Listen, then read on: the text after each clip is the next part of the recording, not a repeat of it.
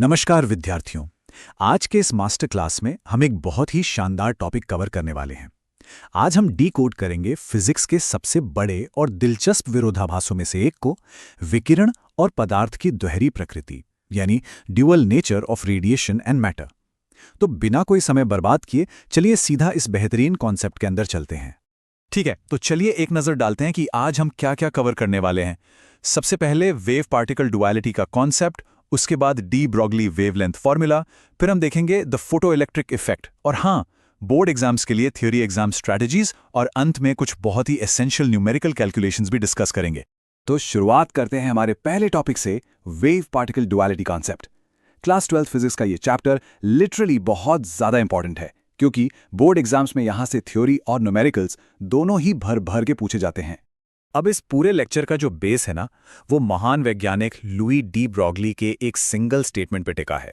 उन्होंने कहा था, हर गतिमान कण एक तरंग की तरह व्यवहार करता है। मतलब every moving particle behaves like a wave. ये सिर्फ एक लाइन नहीं है, बल्कि पूरी मॉडर्न फिजिक्स का एक ऐसा पिलर है जिस पर बहुत सी चीजें टिकी हुई हैं। इस चीज को थोड़ा विजुअलाइज करते हैं। एक इलेक्ट्रॉन के बारे में सोचिए। ट्रेडिशनली हम हमेशा इसे एक पार्टिकल या कण मानते आए हैं, राइट?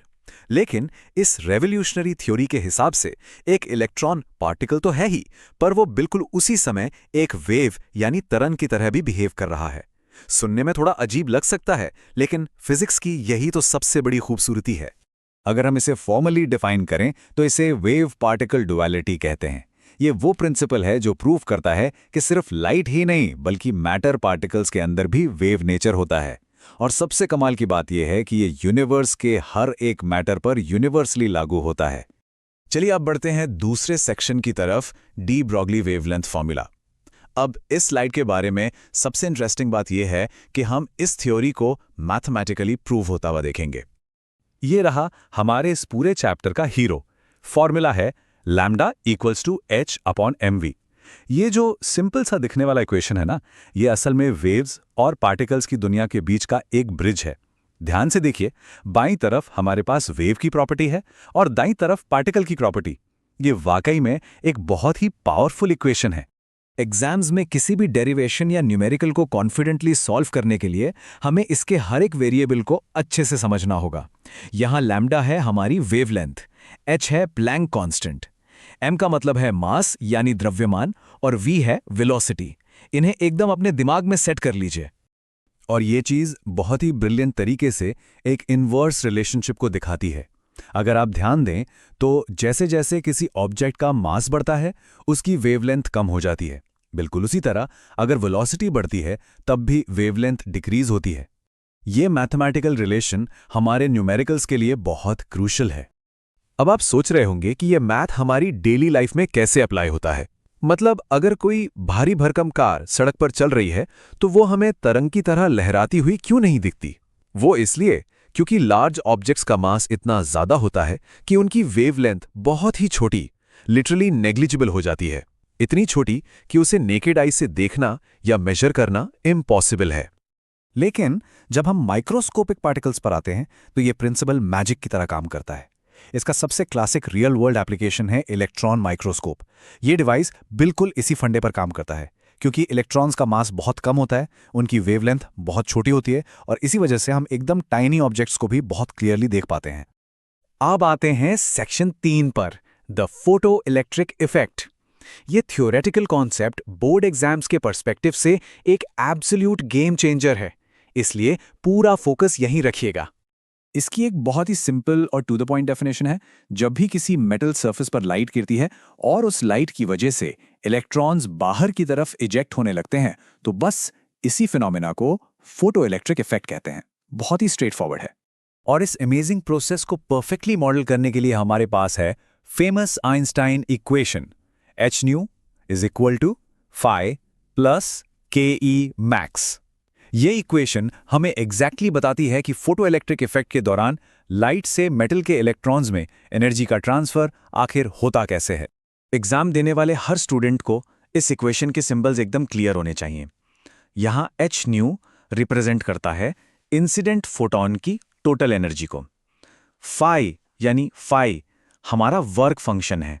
बेसिकली वो मिनिमम एनर्जी जो इलेक्ट्रॉन को बाहर निकालने के लिए चाहिए, और Ke मैक्स है उस बाहर निकले हुए इलेक्ट्रॉन की मैक्सिमम काइनेटिक एनर्जी।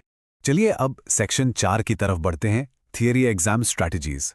हमने फिजिक्स तो समझ ली, लेकिन अब देखते हैं कि ये नॉलेज हमें एग्जाम्स में अच्छे मार्क्स कैसे दिला सकती है। बोर्ड एग्जाम्स में सीधे 5 नंबर का एक सवाल अक्सर आता है, डी ब्रॉगली प्रिंसिपल को एक्सप्लेन कीजिए। ये बहुत ही हाई स्टेक्स वाला क्वेश्चन है और हमारा पूरा अटेंशन ऐसे ही सवालों पर होना चाहिए। अब एक परफेक्ट 5 मार्क आंसर लिखने का फ्रेमवर्क क्या होना चाहिए?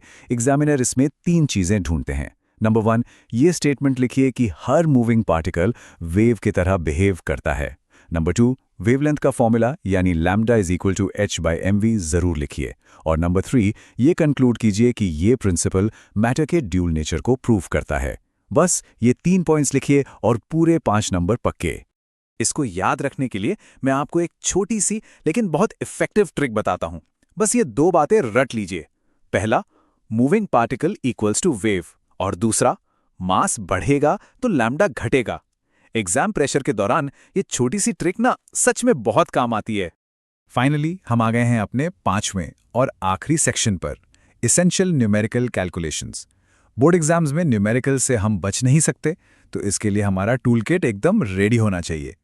न्यूमेरिकल्स को टैकल करने का एक बहुत ही सिस्टमैटिक तरीका है। स्टेप 1, हमेशा सबसे पहले गिवन वेरिएबल्स को आइडेंटिफाई करें, जैसे मास या वेलोसिटी। स्टेप 2, डिसाइड करें कि डी ब्रॉगली या आइंस्टाइन में से कौन सा इक्वेशन अप्लाई होगा। और स्टेप 3, जो इंपॉर्टेंट न्यूमेरिकल्स वाली पीडीएफ आपको मिली है, उससे जमकर प्रैक्टिस करें। याद रखिए, मैथ में प्रैक्टिस ही सब कुछ है।